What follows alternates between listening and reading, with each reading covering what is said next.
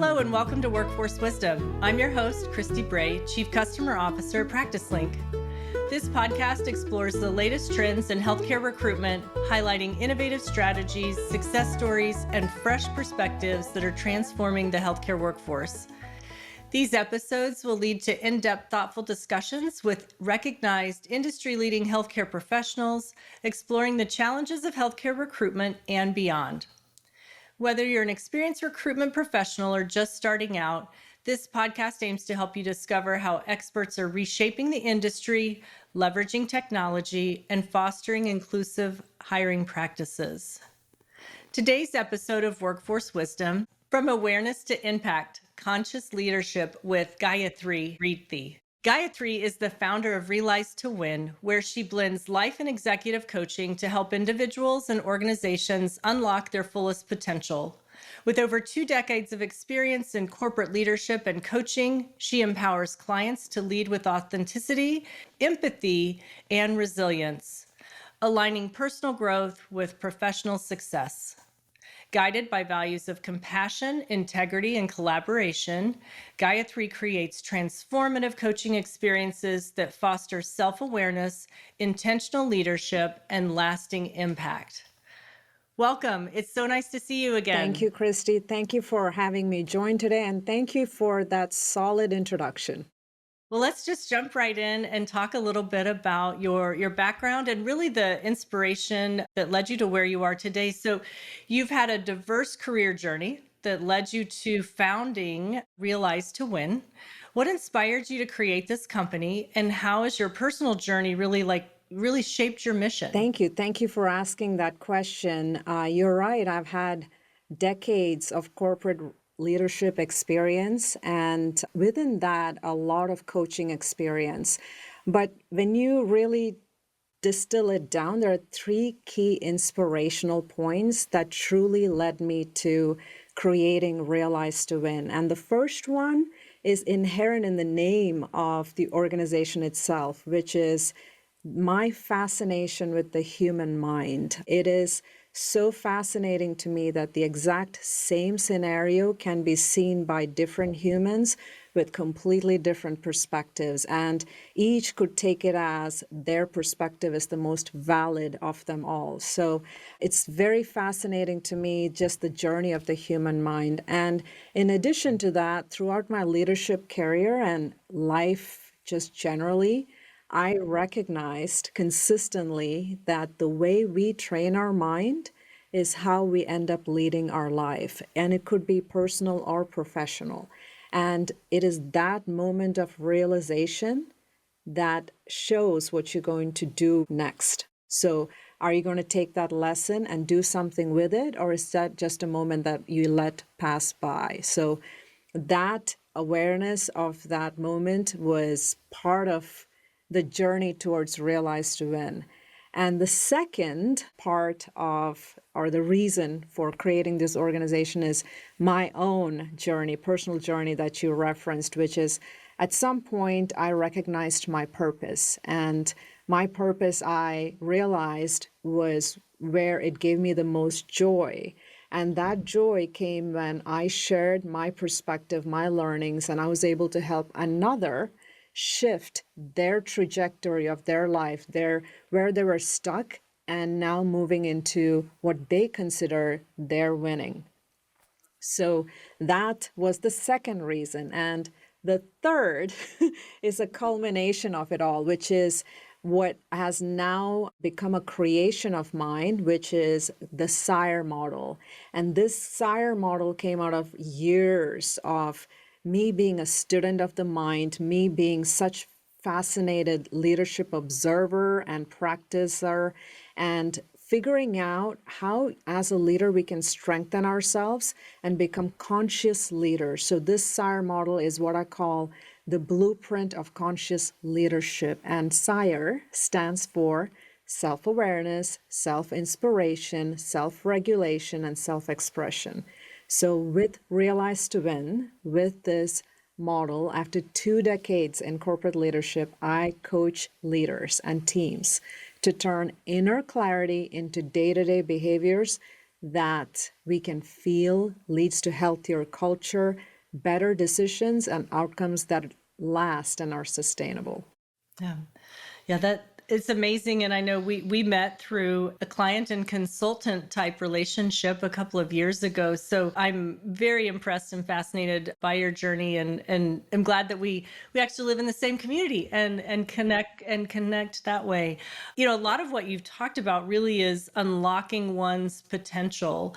Was there a defining moment when you realized that, you know, the work that you wanted to dedicate yourself to, you know, was more in this, like helping others get better through coaching? So I call it micro moments, Christy.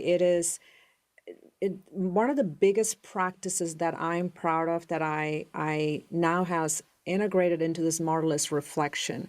So for me, we can go through life, but what makes the pattern make sense is when we reflect and connect the trends together. So I would call it not just one huge moment, it's the micro moments throughout my life where professionally and personally I could see how I would apply a lesson or grasp the lesson versus staying in the emotion of it. So that contribution that I was making in others' lives, my learnings, all culminated in this final determination that I need to do something with it. What am I going to do with this perspective that I have that I know has value?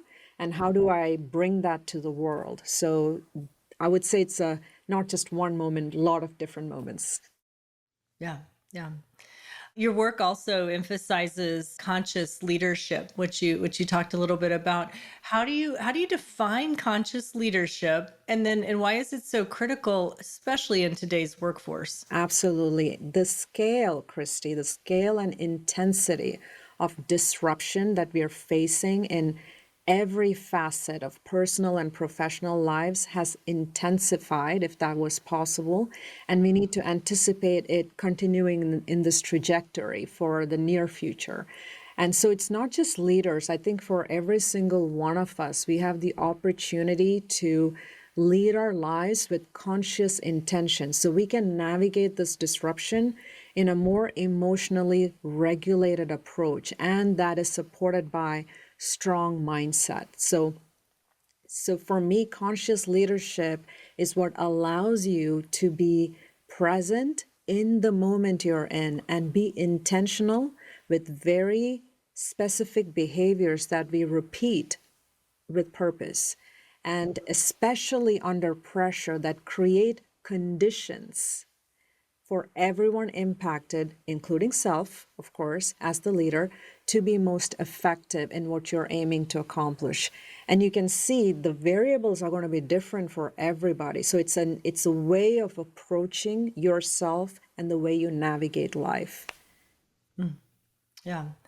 Yeah, that's pretty powerful. I think what you said there, and definitely tying it together with a lot of the leadership now is done in a virtual setting Yes. that can be pretty difficult. So recognizing a lot of those things that you mentioned as you spread those throughout your teams that you might be leading. I know many healthcare and corporate leaders really struggle with balancing performance and personal well-being. Do you have any strategies that you recommend for creating a culture, you know, where both can thrive? And I think a lot of times, you know, your team mimics the behavior of the leader. So if you are burnt out and running, your team is probably feeling some of that. So any strategies that you have for us on creating that culture that's a little bit more balanced? Yes, and I would say to every leader that it starts with you, and it starts with how you're navigating your presence and presence of mind. Presence, it's a felt experience by others, and you don't have to be in the room with them. And as you touched on, Christy, a lot of our leadership now is through virtual media. And so your presence can be felt in how you are coming across, regardless of your medium. And that is where you are fully attuned to yourself and to others in the moment you're in. So it is where you're self-aware as a leader without self-absorption, and you're aware of your inner state and your external environment without being dominated by it. So that is what will allow you as a leader to give clarity, which is so critical, regardless of how your leadership structure or your environment is, without control. So if as a leader, when you work through your regulated emotions and you're present and your nervous system is cueing safety to yourself and others because you're steady, then it allows others to have that clarity, that creativity, that innovation, and even working through discomfort without shutting down, which is one of the elements of leadership that we have to watch out for, is that disengagement and burnout that happens. Yeah. I think people might think, well, creating that culture, it's scheduling team events or team parties or different things. A lot of what you talked about is internal and in the mind, which makes sense because that's where your passion is. But it's a little hard to put your finger on some of the topic, some of those pieces that you mentioned. It is very true, and it takes intention, and it takes first the decision that you're going to make it a priority. Resilience, it's not necessarily bulldozing through whatever, because that's essentially a path to burnout. Resilience is regulated continuity. And to regulate continuity, if I can bring us back to the SIRE model that I shared earlier with that self-awareness and self-inspiration, regulation, and self-expression, there is an ecosystem around that model that is self-reflection. So as a leader, if you are someone who has started developing the practice of self-reflection, you will start recognizing the elements of it. So you're absolutely right. When there's a lot going on, the instinct is to keep going, but that's your nervous system that's been trained to behave that way. So if you're a leader who is intentional about navigating this differently, then it is time to start looking inwards, because the strength is within you to make the shift. Yeah, that's great. So within the SIRE model, a lot of what you're speaking about is self-awareness and really like self-awareness as a superpower. Is there an example that you have for our listeners of how self-awareness transformed one of your clients' leadership approaches? Absolutely. I have many, but there's one that's coming to mind quite heavily for me, and potentially because it's relatively recent and we celebrated the success of it. So it is not just self-awareness. It's that ecosystem of all of it, right? So we have to, if I can take a moment to kind of break it down, self-awareness is essentially you being attuned to what is happening internally within you than what is happening externally within you. That's what self-awareness is. It's where you're not allowing your biases, or you're not deflecting the reality of what's happening. You're just very clearly aware of it. And then your self-inspiration is where you are grounded in your values. So you know exactly what is important to you, what your core integrity elements are. So that's what's going to ensure when things are at a crossroads, you choose the path that is aligned with your own values. And then self-regulation is where, when pressure is heavy, you're able to make enough behavioral shifts internally so you're regulated in your response. So you're using your emotions as a signal to inform you intelligently and allowing you to make a discernment and respond accordingly, versus just living in your emotions. And then you have your self-expression, where you are now articulating in a steady, clear, transparent, respectful way consistently. So you have all of these elements that come to play. And I give you this context because this particular leader had a very specific way of behaving, which is somewhere along his lifetime, he learned that being the first in what is being said, solved, answered, sense of urgency demonstrated is what made him valuable. What ended up happening, as some of us can anticipate, is it created a very toxic culture within the team. The team felt they were not ready for many of the things the leader was saying yes to, the team did not feel they were resourced enough. So there was quite a number of things breaking apart. And there was also the credibility of the leader, where he was working so hard to be first without having the necessary infrastructure to back him up. So if you can imagine, there was a whole lot of noise, right? So if you want to look at it, you can look at all the symptoms and go, okay, we have a issue with the engagement. It's the team. The team is resources are not infra.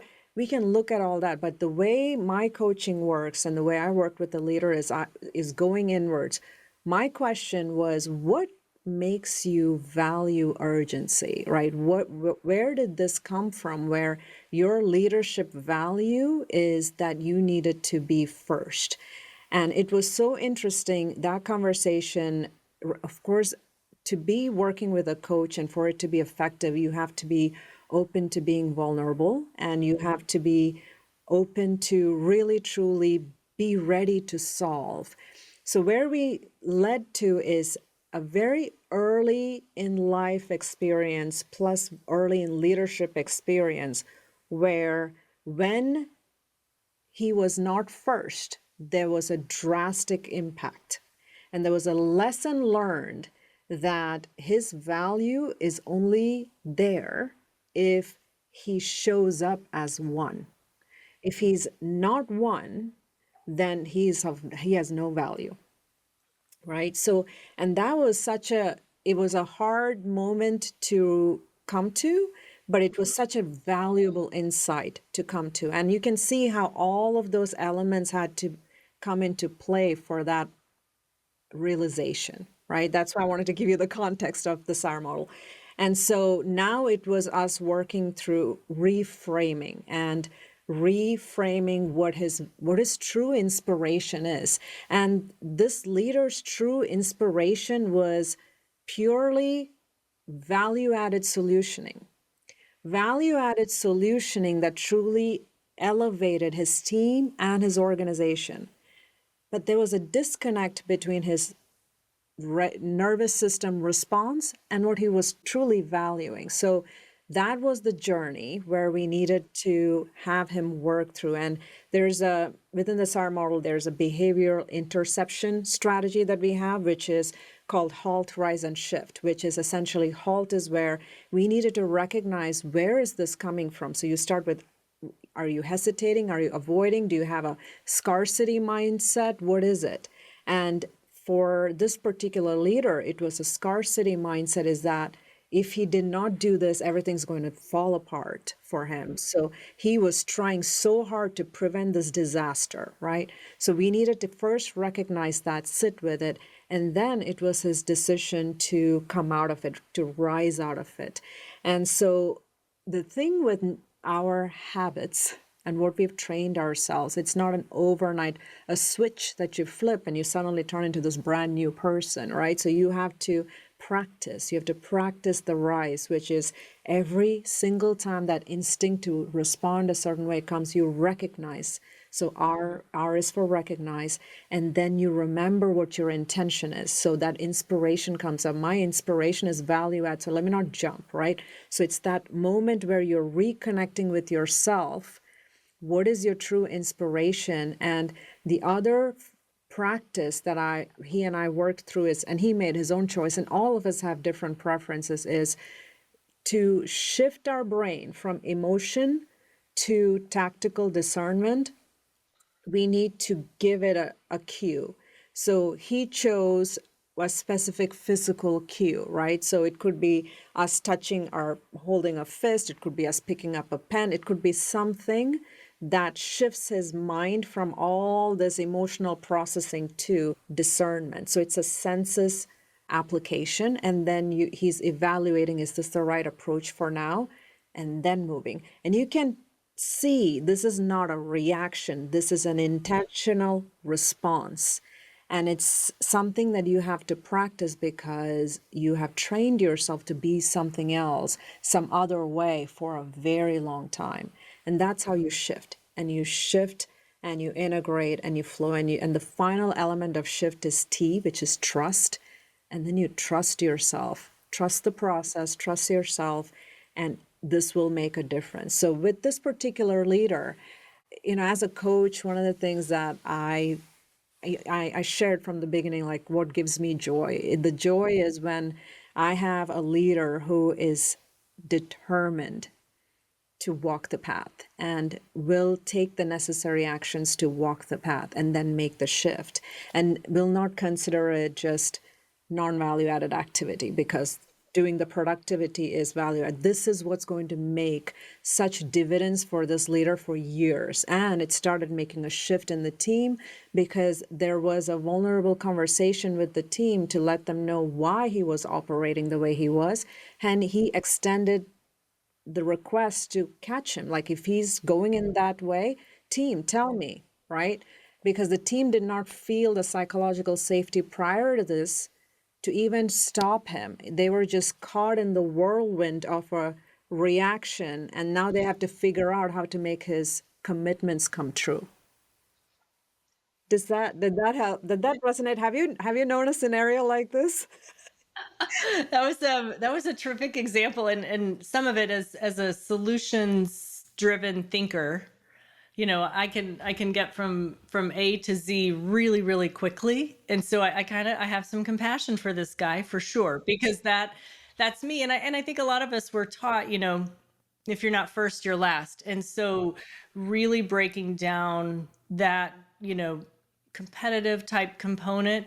I know personally, there's things that I take a step back from. I try not to answer emails, like work emails, from my phone, because I found when I do, my words are not the same. My grammar is poor. It just isn't the same. And when I'm responding to someone, even as simple as an email, I want to make sure that, I've thought about it and different things where, you're making that thoughtful response to someone because they took the time to reach out to you. Now it's different, a text message or, things with your kids or whatever. But, from a work standpoint, we do, I think, too much on our phones or on a mobile device, when if you take a step back, like he learned to do. I worked with a nurse leader many, many years ago, and her analogy was to sit on her hands. Yes, And that kept her from, it's sensitive. She got it. yes, Yes. it kept her from being the very, very first every single time in every meeting we were in, to just throw her opinion on top of, and equally kept her probably out of saying some things she didn't need to say in that setting. Yes. That's lovely that she learned that lesson. And I do want to make a clarification, Christy, which is this conscious leadership does not preclude competitiveness. What I mean to say that you can still be number one. You can still accomplish and achieve and be the winner you desire and target yourself to be. It is just how you operate shifts to now being more effective, because sometimes we sacrifice effectiveness for competitiveness because we are so focused on what we are trying to get to. We may not be getting there in the most effective way or a sustainable way. Yeah, that's a very good point. We're not saying, don't go be great or be number one. Be number one. Be number one. We all want to, we all need to be Yes. number one, for the world to succeed. So thanks for pointing that out. Did you know PracticeLink, the nation's most trusted physician recruitment resource, now offers PracticeLink Pro Marketing? PracticeLink Pro Marketing is a brand new, powerful recruitment sourcing solution built just for healthcare organizations. With custom strategies, targeted reach, and data-driven results, PracticeLink Pro Marketing helps you attract top-tier candidates and fill hard-to-reach roles faster. Ready to elevate your recruitment game? Visit PracticeLink.com and schedule your free consultation today. One of the other things you really emphasize is inclusion and belonging. How do you see organizations moving beyond diversity metrics to create authentic belonging in the workspace? Thank you so much for asking that question, because the term diversity and inclusion is such a polarizing topic in the world today.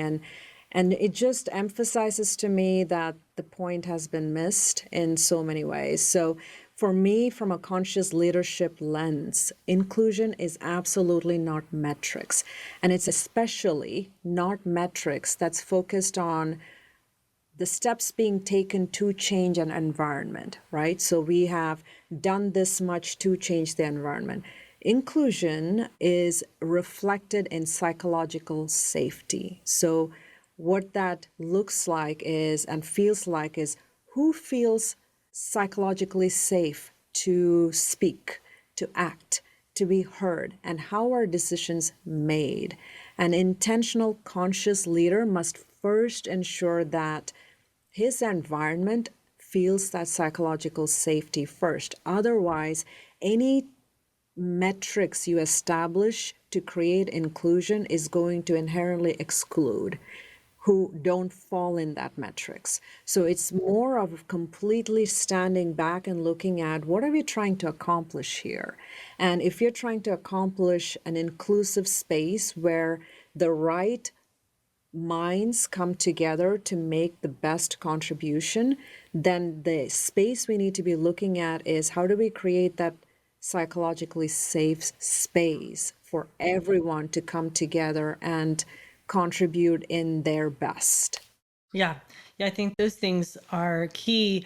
A lot of what you said, again, you talked about best, and that's still in that same success theme when we said it's still okay to be number one and still strive for that achievement.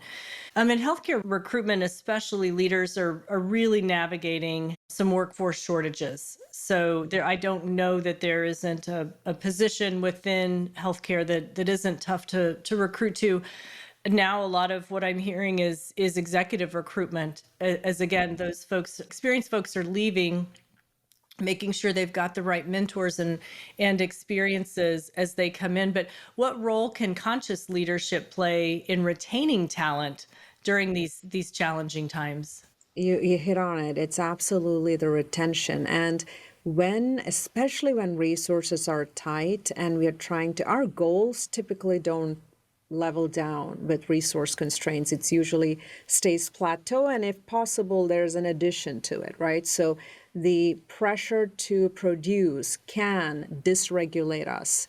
So conscious leadership to me becomes so critical because regardless of any context that's happening outside of you, you have to stay fully centered. And so if it's a simple analogy, but I'm sure all of us use it in so many scenarios, which is the flight where they ask you to put your mask on first before you start helping others. It's help ensure that your self-awareness is on point, your self-inspiration is on point. You are regulated in how you operate in your daily life, and you are expressing in a way that is not a result of external pressure, but how your internal world is. And that will allow you to help your team, despite the constraints, be in the same boat. It's not you versus them, it's us together. And that every human at the end of the day want to be seen, heard, and felt supported. So it is ensuring that as a leader, we have an even higher accountability to create that space or the condition. Leadership is not answers. It's not you having all the answers. It's truly about creating the conditions where everyone can truly perform at their best. Mm-hmm. Yeah. How do you approach leaders who are really resistant to change, or you maybe through a conversation feel like they are stuck kind of in their ways of managing people? I definitely integrate the HALT, RISE, and SHIFT behavior strategies I had shared with you earlier. But before I even get to that, I start with the conversation is very much focused on helping both the individual and me understand why is this so important? Why is this staying where they are so important for them? And it's many a time because they don't know what it's going to look like if they shift out of it. They know it's a known factor to stay where they're at. It's unknown what it could look like outside of that stuck space. So it's really a matter of thinking through, what do you have in your arsenal already that can help you be strong as you come out of it and still be strong as you navigate a new way of being. And it's like a child learning to walk. You stumble a bit before you get to that running stage, and that is okay. And it's that grace you give yourself, and it is that vulnerability with which you look at it. But you're absolutely right. Change is another fascinating concept, because change is the only constant we have in this entire universe. And yet, that is the one thing that creates the most fear in so many of us. And so it is first understanding, why are you afraid of that change? And then you figure out how to navigate through that. You mentioned the importance of navigating through those life transitions.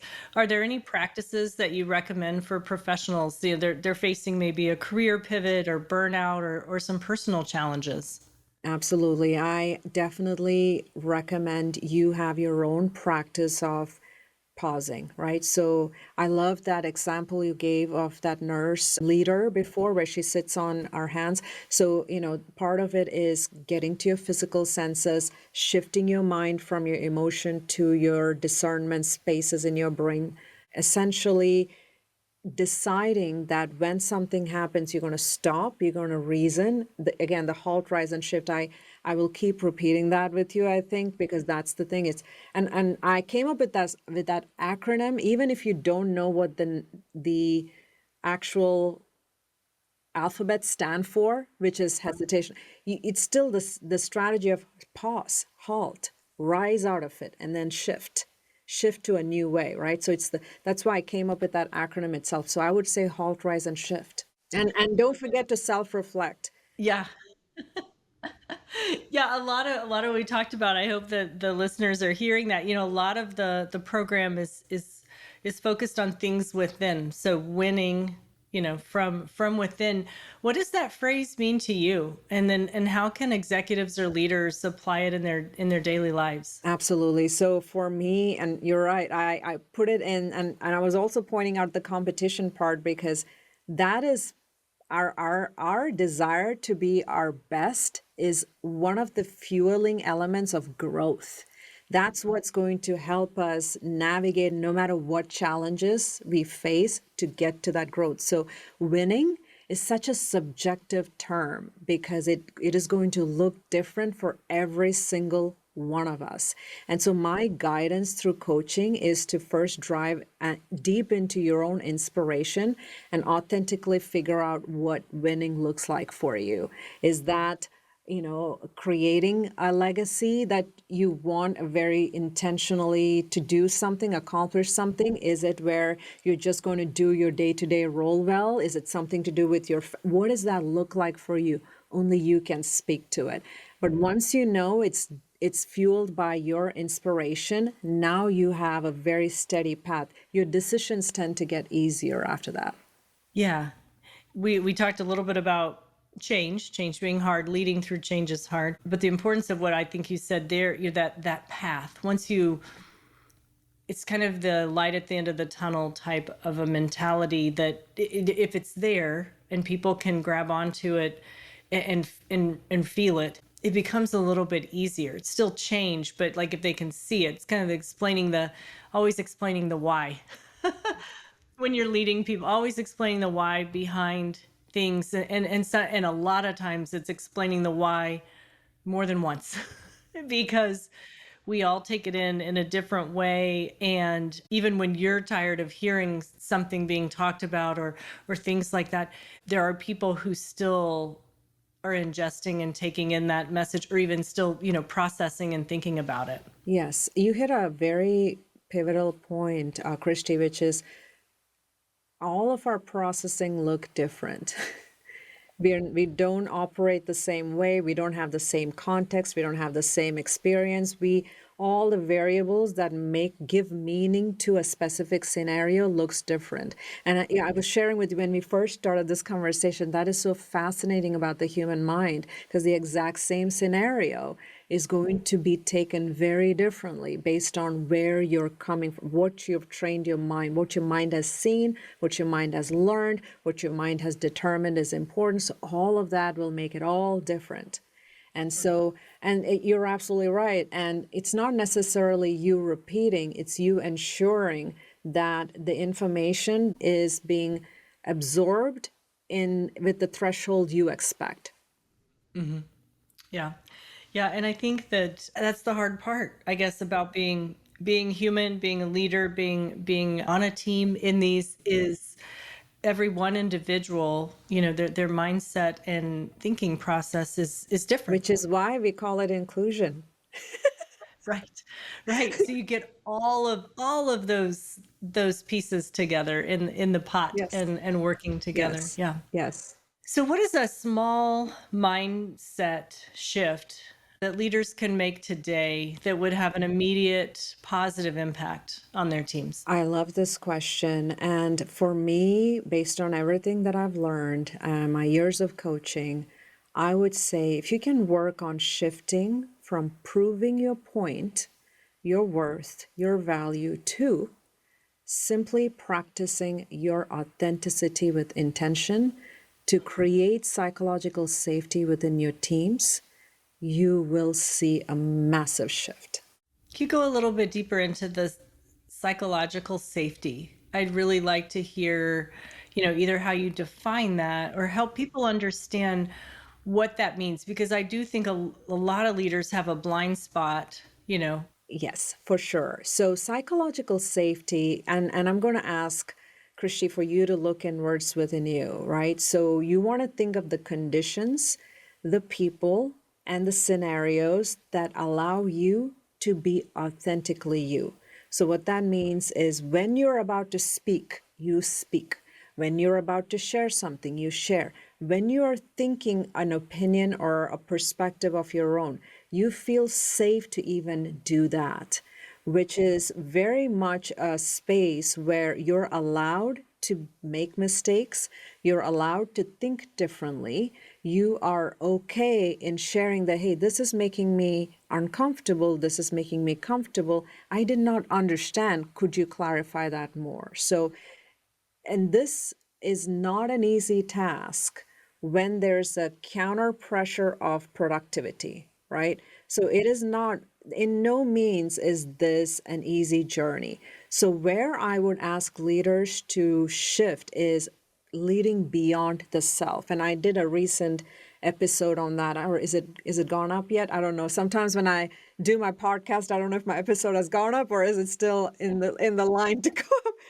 But it's very much leading beyond the self, which is you don't have to do it on your own.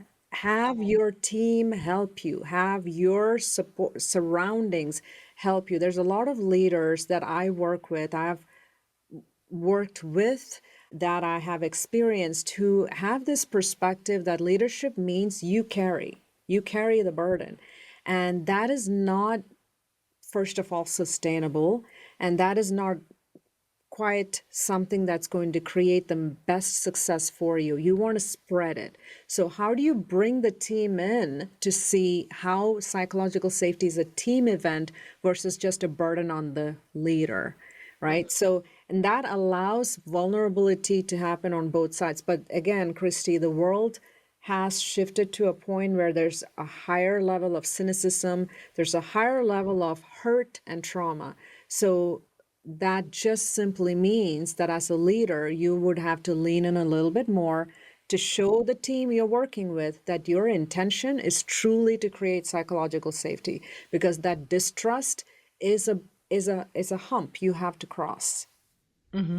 Just the measure of psychological safety, is there a measurement that ties it to emotional intelligence? There's a couple of things that it ties to. One, absolutely. And again, all the elements of SIRE is connected to psychological safety. The other part is how engaged your workforce is. And your workforce engagement, your your team's willingness to be part of the solution, and your language of the team will shift. If you have a lot of us versus them, so if your team says they are making me do this, that is your indication there's no psychological safety. If your team speak is we are working on this, there is engagement, they're part of the journey together, right? So it's a very key thing that we have to watch for is does your team think it is them versus me, or are we together? And it's not a just because the leader says we are a team, we are a family, does not make one. It is truly behavior and patterns and consistency that creates it. Yeah. Yeah, I 100% agree. I think early on in my career, I was blessed with just some terrific leaders that really helped. Once you actually have to work to get some of those words out of your mouth. I rarely say the word staff. I say the word team. It's hard for me to say employee because I want people to think of them as team members. Can ask people who've been on my teams. I use the word team because that to me, that is the ultimate we word. But it takes a lot of practice over time, and you catch yourself where you have somebody that you have some safety with, or that you're able to be vulnerable with somebody that might be on your team that says, you did it again, and it's really watching what you're saying, not just your tone, but the words that you're saying have a high impact on those that you're leading. Yes, and it's also consistency of your words and your actions, right? So are you saying something and doing something else? Are you saying I value excellence and I'm focused on urgency? What do you stand for? And it is not words that people remember. It's your actions, it's your choices. It's how you made a decision when things were hard. As a leader, that's one thing most people remember. Right. I'm also trying to teach that lesson to a couple of teenagers in my house, but that's another podcast. So what trends do you see really in leadership and workforce transformation that excite you? To me, I see a lot more focus on the mind now, and maybe I'm biased, Christy, but I'm happy to see that because the global workforce movement is causing disruption. Our workforce will look different more and more, and guess what? Technology has made that even more interesting with AI, right? So we are definitely looking at a smorgasbord of change when it comes to how we will do work in the future. And at the end of the day, regardless of technology, there will always be human elements and human contribution, and it will take a human to tell the AI what to do. So it's not that you've completely removed humans from the equation. It's more of how can we be more effective in this new world? And for that, we need to become more steady. We need to become very self-aware. We need to become very self-inspired and not focused on external validation. We need to be very regulated. So no matter what comes our way, we can navigate through it without falling into the trap of emotions. And we can express ourselves the most effective as leaders so our team feels psychologically safe. Yeah, no, that's great. You said, throughout this change, I think we're just at a space now where the change is so rapid that I think that is what is keeping a lot of people on their heels. If you're in any type of, workforce planning or trying to build and grow an organization. So finally, if you could leave our audience with one piece of wisdom about leadership, what would it be? I would say work on becoming self-aware. If you are, strengthen it, deepen it. Work on identifying your personal depth of self-inspiration, your grounded values, not what someone else told you who you are or what you value, what you have decided, determined is your inspiration. Be self-regulated so you can navigate more effectively regardless of disruption that comes your way, and express your leadership in an intentional, conscious way so it flourishes beyond yourself. Yeah. Yeah, I love that. Thank you again on behalf of PracticeLink. Just really want to thank Gayathri for sharing her insights and wisdom with us today. Thank you, Christy, for having me. And I thoroughly enjoyed this opportunity to share some of the insights that I have. Wonderful. For listeners, if you would like to learn more about the tools and resources available through the PracticeLink Resource Center to support both physicians, recruiters, we talked a lot about leadership today. I would encourage you to reach out with your thoughts and questions and feedback. You can also visit our website. Gayathri's Realize to Win website is there under practicelink.com in the resource section. Connect with us directly by emailing plmedia@practicelink.com. I'm Christy Bray, and this has been Workforce Wisdom. Thank you for listening, and I look forward to bringing more conversations that inspire, inform, and transform the future of healthcare recruitment.